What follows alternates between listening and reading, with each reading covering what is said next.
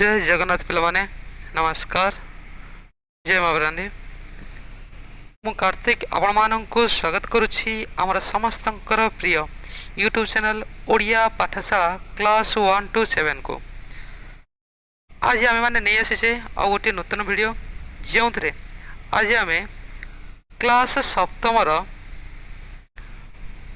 साहित्य पुस्तकर प्रथम कविता को बा प्रथम पाठ को आलोचना करवा। तुम प्रथम पाठ हूँ कला माणिकरे जोटा कि आज आम फर्स्ट कला माणिकरे कविताटी को पढ़ा ताकू सरल भाव में बुझा तार भावार्थ कौन कष्ट शब्द गुड़िक कौन कवि मतरे यही कष्ट शब्द गुड़िकर अर्थ कौन से सबकि देखा। चलो तार प्रथम कवितार कवि होती अभिमन्यु सामंत सिंहार। पाठटी को आरंभ करने पूर्व कविताटी को आरंभ करने पूर्व यहाँ गोटे कविता देती या आम पर के देखी नवा कहीं आम आज सीधा चली जा कविता उपरको। कविता को आरंभ करने पूर्व तुमको कहीदेक चाहिए जदि आम चैनल पढ़ा जाऊा पाठ गुड़िक बुझा पड़ू थाए कविताटी भल लगी थाए तेबे लाइक करेंगे सब्सक्राइब एवं सांगसाथी मान सहित शेयर करने भूलें ना कहीं तुम्हें मैंने सीना पढ़ीदेल तुम सांग मैंने से पढ़ा दरकार तेणुक गोटे गोटे शेयर करदे और जो मैंने नुआ आसी से गोटे गोटे सब्सक्राइब करदे जहाँद्वारा कि यही चैनल अपलोड कर प्रत्येक वीडियो प्रत्येक सब्जेक्ट बा चैप्टर को सर्वप्रथमे तुम पाखे पाइपर। तो चलो बेसी विलंब न करी आम आम पाठ को आरंभ करवा। प्रथमे पाठर ना हूँ कला माणिकरे। कला माणिक कहले तुम मैंने जानी कला कहले ब्लैक ब्लैक कहार रंग ब्लैक मत जहाँ टिके टिके मन पड़ुचे श्रीकृष्ण श्रीकृष्ण रंग श्यामल वर्णर ब्लैक तो कहीपर पूरा कला तो कहीपर श्यामल वर्णर जोटा कि टिके कला हल्का कला जहाँकि देखा सुंदर और माणिक कहले गोटे मूल्यवान पदार्थ जो श्रीकृष्ण अटंती माता निमंते माता किए जानी माता यशोदा निमंते सी एक मूल्यवान सदृश कहीं गोटे बोली एक नंदन थे तार गोटे बोली पुत्र थे से देखापी डहुल डाउल केते गुलगुलिया होते देखी थो बोधे श्रीकृष्ण फोटो देख केते सुंदर देखा जाऊँ आमर कला कान देख यहाँ आम या तो कला कलर बोली कहीपरानी कला बोली कह कि नाई कला कौन यही चुट्टी गुड़िक कला किंतु या रंग हूँ श्यामल रंगर टिके गोरा टिके कला मिक्स मिक्स आमर श्रीकृष्ण केते सुंदर देख गुलगुलिया गाल सुंदर सुंदर आखि हाथ गुड़िक पाद गुड़िक देख बहुत सुंदर है। तेणुक माता यशोदा को कला माणिक बोली संबोधना करिसंती टिके कला हेले मध्य मोर मूल्यवान बोली ताकू माता यशोदा कहिसंती। एही कवितार लेखक होउचंती श्रीजुक्त अभिमन्यु सामंत सिंहार। कविताटी को पढ़िया पूर्वर कवि विषय टिके देखिबा ए कविताटी कोठु आना जायछि काहेकि लेखा जायछि किपरि लेखा जायछि चलो देखिदबा टिके देख देख देख देख पुणी थे देख श्रीकृष्ण केते मनमोहक देखा जाउछंती। चलो कवि परिचय भितर किछिटा जिनस को आम मन रखा सबकि मन रखा आवश्यक ना जो गुड़िक तुम मान परीक्षा ओरिएंटेड परीक्षार उपयोगी सेगुड़िक कहबी।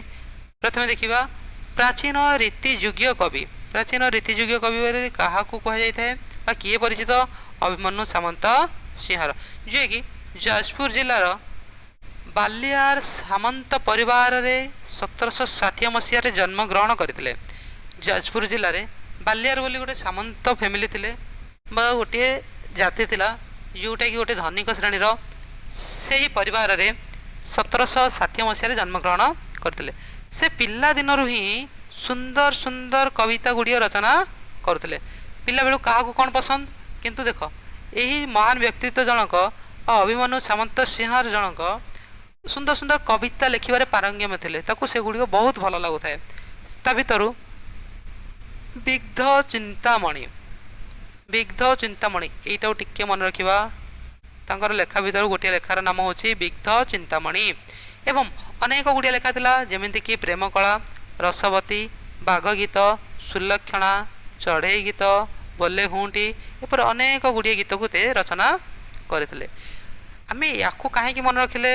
କାହିଁକି ନା ଆମର ଯେଉଁ ଏଇ କବିତାଟା ବର୍ଣ୍ଣନା କରାଯାଇଛି କଳାମାଣିକରେ, ଏହି କଳାମାଣିକରେ କବିତାଟା ବିଗ୍ଧ ଚିନ୍ତାମଣି ବାକ୍ୟର ବା ବିଗ୍ଧ ଚିନ୍ତାମଣି କବିତାର 67 ନମ୍ବର ଛନ୍ଦରୁ ଅଣାଯାଇଛି। ପ୍ରତ୍ୟେକ କବିତା ଅନେକ ଗୁଡ଼ିଏ ଛନ୍ଦକୁ ନେଇ ତିଆରି କରାଯାଇଥାଏ। ତେଣୁକରି ଆମର ଏଇ 67 ନମ୍ବର ଛନ୍ଦରୁ ବିଗ୍ଧ ଚିନ୍ତାମଣି କବିତାରୁ ଆମର ଏଇ କଳାମାଣିକରେ କବିତାଟି ଅଣାଯାଇଛି। ବୁଝାପଡ଼ିଲା? କଳାମାଣିକରେ କବିତାଟି କେଉଁଠାରୁ ଅଣାଯାଇଛି? ସାମନ୍ତ ଅଭିମନ୍ୟୁ ସାମନ୍ତ ସିଂହାରଙ୍କର ବିଗ୍ଧ ଚିନ୍ତାମଣି କବିତାର 67 ନମ୍ବର ଛନ୍ଦରୁ ଅଣାଯାଇଛି। ୟାକୁ କାହିଁକି ମନେ ରଖିବାକୁ କହୁଛି ପିଲାମାନେ? ତୁମେମାନେ ବୁଝିପାରୁଥିବ। ଆମର ଆଗକୁ ଗଲା ପରେ ସରଳାର୍ଥ ଲେଖିବାର ଅଛି, ଦୀର୍ଘ ଉତ୍ତରମୂଳକ ଲେଖିବାର ଅଛି। ସେଇଥିରେ ଏହି ୱାର୍ଡ଼ ଗୁଡ଼ିକ ବହୁତ ଇମ୍ପୋର୍ଟାଣ୍ଟ ରୋଲ୍ କରିବ, ମାନେ ଏଇଗୁଡ଼ିକ ତୁମର ମାର୍କ କ୍ୟାପଚର କରିବାରେ ସାହାଯ୍ୟ କରିବ। ଏହି କବିତାରେ ଶ୍ରୀକୃଷ୍ଣଙ୍କର ସନ୍ଧ୍ୟା ସମୟରେ ଗୋପାଳଙ୍କୁ ଧରି ଫେରିଥିବା ବିଳମ୍ବ ହେତୁ ମାତା ଯଶୋଦା ବ୍ୟସ୍ତ ପ୍ରକାଶ ପାଇଛନ୍ତି। ଦେଖ, ଏହି କବିତାଟି କାହିଁକି ବର୍ଣ୍ଣନା କରାଯାଇଛି ଓ କେଉଁ ଉଦ୍ଦେଶ୍ୟରେ ବର୍ଣ୍ଣନା କରାଯାଇଛି? ମାତା ଯଶୋଦା କ'ଣ କରିଛନ୍ତି? ଶ୍ରୀକୃଷ୍ଣଙ୍କର ବାଲ୍ୟକାଳର କଥା ଗୁଡ଼ିକ ତ ସମସ୍ତେ ଜାଣିଥିବ। ସେ ଗୋରୁମାନଙ୍କୁ ଧରି, ଗାଈ ଗୋରୁମାନଙ୍କୁ ଧରି ବଣକୁ ଗାଈ ଚରାଇବା ପାଇଁ ଯାଆନ୍ତି। କାହିଁକି ନା ସେ ଜଣେ ଗରୁଡ଼ ବା ଗୌଡ଼ ପରିବାରରେ ଜନ୍ମଗ୍ରହଣ କରିଥିଲେ। ତେଣୁକରି ତାଙ୍କର ପ୍ରତିଦିନ କାର୍ଯ୍ୟ ହେଉଛି ଗାଈମାନଙ୍କୁ ଧରି ବନକୁ ଯିବା, ଗୋ ପାଳନ କରିବା, ଗୋ ଚାରଣ କରିବା, ଗୋରୁ ଗାଈମାନଙ୍କୁ ବୁଲେଇକି ଚରେଇକି ଆଣିବା। ଦିନେ ସେ ଯେଉଁ ବୁଲିବା ପାଇଁ ଯାଇଛନ୍ତି, ଫେରିବାରେ ଟିକେ ବିଳମ୍ବ ହୋଇଯାଇଛି। ମାତା ଯଶୋଦା ପୁରାପୁରି ଅସ୍ତବ୍ୟସ୍ତ ହୋଇଯାଇଛନ୍ତି। କାହିଁକି ଏତେ ବିଳମ୍ବ ହେଲା? କ'ଣ ଅଘଟଣ ଘଟିଲା କି? ମୋ ପିଲା କାହିଁକି ଫେରିନି? ତୁମମାନଙ୍କର ସ୍କୁଲ ସମୟ ହେଉଛି 4ଟା। ତୁମେମାନେ ଯଦି 4ଟାରୁ 4ଟା ଅଧେ ଭିତରେ ଘରେ ଯାଇ ନ ପହଞ୍ଚିଲ, ତୁମ ମାଆ ମାନେ କ'ଣ କରନ୍ତି? ଡାଇରେକ୍ଟ କଲ୍ କରିଦିଅନ୍ତି ସ୍କୁଲକୁ। ଆମ ପିଲା ଆଜି କ'ଣ ପାଇଁ ଆସିନି, କେଉଁଠି ରହିଲା, କ'ଣ ଅସୁବିଧା ହେଇଛି, ବିଭିନ୍ନ ପ୍ରକାର କଥା ପଚାରନ୍ତି। ଠିକ୍ ସେହିପରି ମାତା ଯଶୋଦା ମଧ୍ୟ ବ୍ୟସ୍ତ ହୋଇପଡ଼ିଛନ୍ତି। କ'ଣ ପାଇଁ ଶ୍ରୀକୃଷ୍ଣ ଆସିନାହାନ୍ତି, କାହିଁକି ଆସିନାହାନ୍ତି? ମାତାଙ୍କ ମନରେ ବ୍ୟସ୍ତତା ପ୍ରକାଶ ପାଇଛି। ସେ ପୁରାପୁରି ଅସ୍ତବ୍ୟସ୍ତ ହୋଇପଡ଼ିଛନ୍ତି ଏବଂ ବାତ୍ସଲ୍ୟ ପ୍ରେମ ଉଛୁଳି ପଡ଼ିଛି। ସେ ଅନେକ କଥାକୁ ଭାବିଛନ୍ତି। ସେ କୃଷ୍ଣଙ୍କ ବିଷୟରେ ଅନେକ କଥା ଚିନ୍ତା କରୁଛନ୍ତି। ମୋ ପୁଅ ଏମିତି, ମୋ ପୁଅ ସେମିତି, ମୋ ପୁଅ ଏସବୁ କରୁଥିଲା, ସେଇ ସବୁ କରୁଥିଲା, ଆଜି କ'ଣ ପାଇଁ ଆସେନି? ବୁଝିପାରୁଛ ତ? ଚାଲ କବିତାକୁ ଯିବା। କବିତାରେ କ'ଣ କ'ଣ ବର୍ଣ୍ଣନା କରାଯାଇଛି ସେସବୁ ଦେଖିବା। ଆମେ ଯଦି କବିତାଟା ଆଜି ଗୋଟିଏ ଭିଡ଼ିଓ ଯଦି କମ୍ପ୍ଲିଟ୍ ହୋଇପାରୁଛି ଭଲ କଥା, ଯଦି ହୋଇପାରୁନି ତାହେଲେ ନେକ୍ସଟ ଭିଡ଼ିଓ ଦେଖିବା। କାହିଁକି ନା କମ୍ ସମୟ ମଧ୍ୟରେ ଆମକୁ କ୍ୟାପଚର କରିବାର ଅଛି। ଓକେ, ଚାଲ। କବିତାଟି ଏହାର ଛନ୍ଦ ତ ଅନେକ ପ୍ରକାର, ମାନେ ଗୋଟିଏ ପ୍ରକାର ଅଛି, କିନ୍ତୁ ଲୋକମାନେ ବିଭିନ୍ନ ପ୍ରକାର ଢଙ୍ଗିରେ ଗୀତଟିକୁ ଗାନ କରନ୍ତି। ଯେହେତୁ ମାତା ଯଶୋଦା ବିଭିନ୍ନ ପ୍ରକାର କଥାକୁ ମନେ ପକେଇକି କାନ୍ଦି କାନ୍ଦି ଭାଳି ହେଇକି କବିତାଟିକୁ କହିଛନ୍ତି, ତେଣୁକରି ୟାର କଣ୍ଠସ୍ୱର ମଧ୍ୟ ଟିକିଏ ଭାରି ହେବା ଦରକାର। କବିତାରେ ତ ମୋର ଏତେ ଜ୍ଞାନ ନାହିଁ, ତୁମେମାନେ ହିଁ ଜ୍ଞାନ କରିବ। ମୁଁ ଯେଉଁ ପ୍ରକାର ଜାଣିଛି ସେଇ ପ୍ରକାର ଗାନ କରୁଛି, ଶୁଣିବା। ଧୀର ଘେନି କାନନରେ କୃଷ୍ଣ ବିଳମ୍ବିତ, ବାତ୍ସଲ୍ୟ ମମତା ଘେନି ଭାଳୁଛନ୍ତି ମାତା କଳା ମାଣିକରେ। ନିଧନ ସଂଖାଳି ମୋର ଦରିଦ୍ର ପସରା, ଅନ୍ଧ ଲଉଡ଼ିବ ବୁରେ ହୃଦରତ୍ନହାରା ମୋ କଳା ମାଣିକରେ।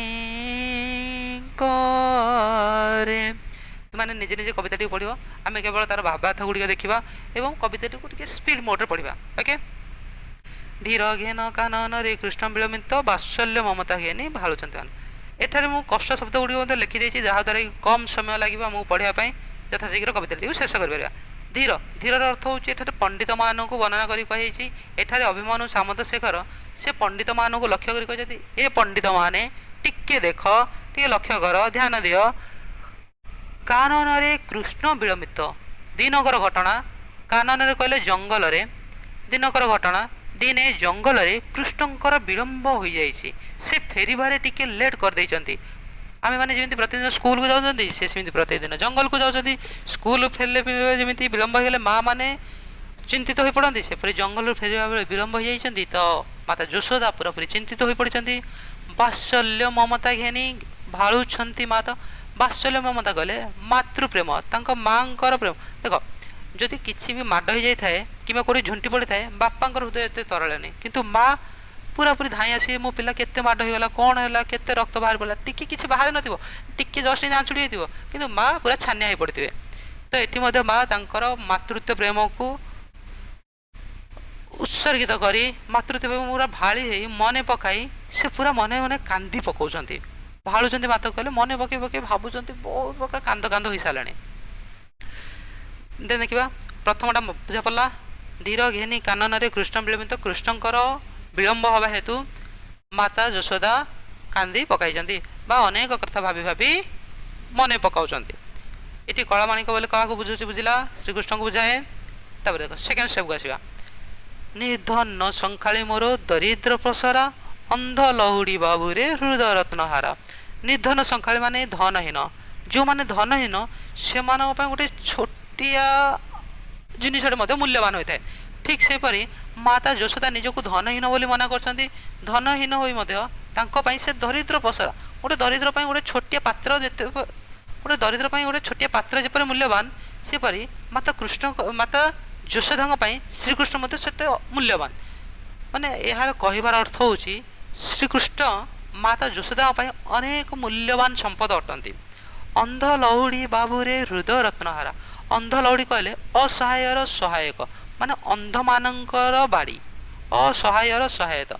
ସେ ହୃଦୟ ରତ୍ନହାରା ପରି କହିଛନ୍ତି। ମାନେ ହୃଦୟ ରତ୍ନହାରା କହିଲେ ହୃଦୟରେ ଲାଗି ରହିଥିବା ହାର ଗୁଡ଼ିକ ଦେଖିଥିବ, ମା' ମାନେ, ମହିଳାମାନେ ହାର ଗୁଡ଼ିକ ପିନ୍ଧନ୍ତି, ସେ ହାର ଗୁଡ଼ିକ କିପରି ହୃଦୟ ପୁରା ଲାଗି ରହିଥାଏ, ଠିକ୍ ସେହିପରି ଶ୍ରୀକୃଷ୍ଣ ମାତା ଯଶୋଦାଙ୍କ ହୃଦୟକୁ ଲାଗିକି ରହିଥାନ୍ତି। ଏସବୁ କିଏ ଚିନ୍ତା କରୁଛନ୍ତି? ମାତା ଯଶୋଦା। ବୁଝା ପଡ଼ିଲା? ଦେନ୍ ଯିବା ନେକ୍ସଟ, କ'ଣ ଦେଇଛି ଦେଖିବା। ମୋ ଜୀବ ଜୀବନ ତୁହି ନୟନ ପ୍ରତିମା, ତତେ କି ପାଶରି ହେବ ମୋର ସୁଖ ସୀମା।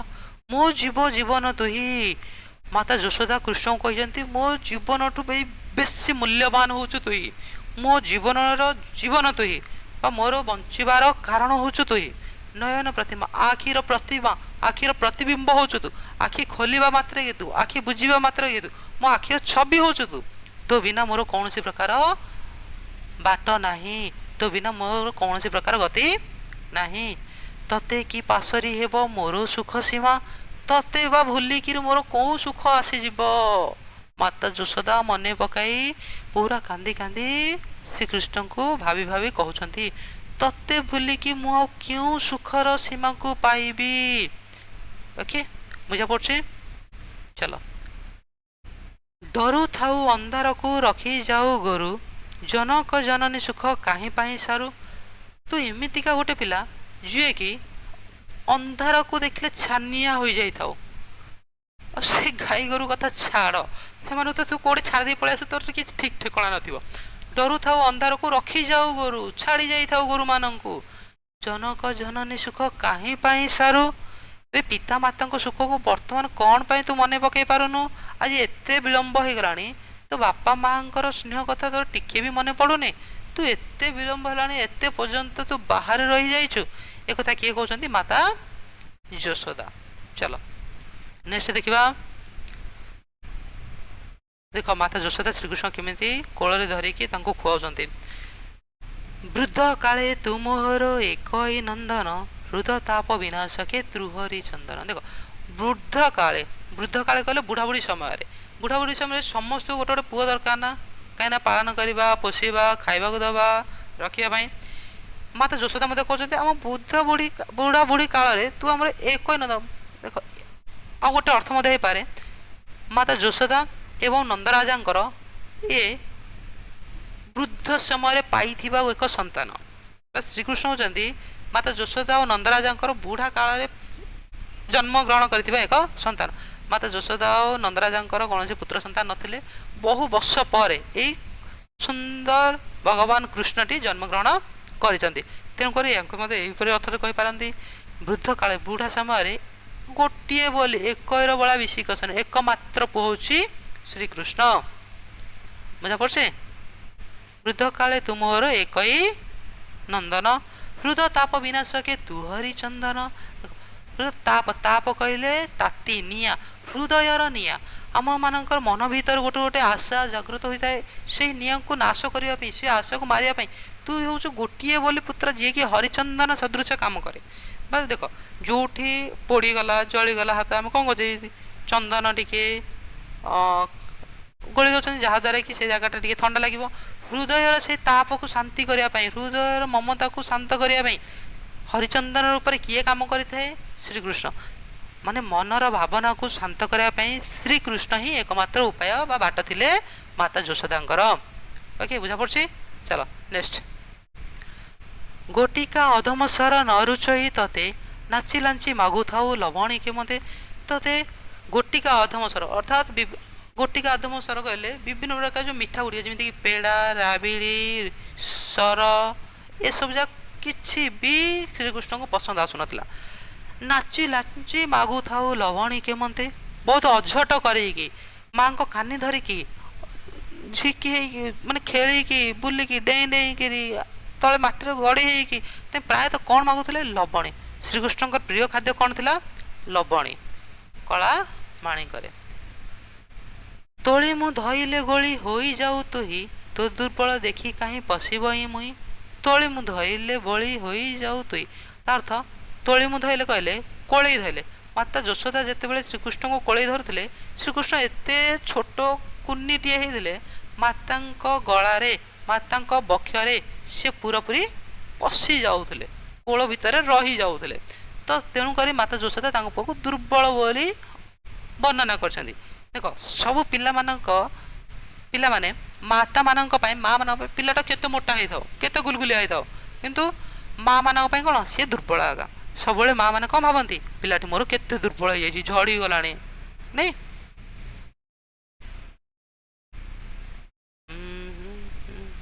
ଟିକେ ଟିକେ ଟିକେ ଟିକେ ସରି ପିଲାମାନେ, ଆମେ ଭିଡ଼ିଓଟିକୁ ଆଜି ଏଇଠାରେ ରଖିବା। ନେକ୍ସଟ ଭିଡ଼ିଓ ୟା ପରଠୁ ଆରମ୍ଭ କରିବା। ଟିକେ ସ୍ପିଡ଼ ପଢ଼ିବା ପାଇଁ ଟ୍ରାଏ କରିବା। ସମସ୍ତଙ୍କୁ ଅନୁରୋଧ, ଭିଡ଼ିଓଟିକୁ ଲାଇକ୍ କରିବା, ବୁଝା ପଡ଼ୁଥିଲେ ସବସ୍କ୍ରାଇବ୍ କରିବା ଏବଂ ଅନ୍ୟ ସାଙ୍ଗମାନଙ୍କ ସହିତ ସେୟାର କରିବା। ପ୍ରତ୍ୟେକ ଭିଡ଼ିଓକୁ ଦେଖିବା ପାଇଁ ହେଲେ ପୁରା ଶେଷ ପର୍ଯ୍ୟନ୍ତ ଦେଖିବାକୁ ପଡ଼ିବ। ବୁଝିବା ପାଇଁ ହେଲେ ଶେଷ ପର୍ଯ୍ୟନ୍ତ ଦେଖିଲେ ହିଁ ଆମେମାନେ ବୁଝିପାରିବା। ଧନ୍ୟବାଦ। once again ଜୟ ଜଗନ୍ନାଥ, ରାଧେ ରାଧେ, ଥ୍ୟାଙ୍କ ୟୁ।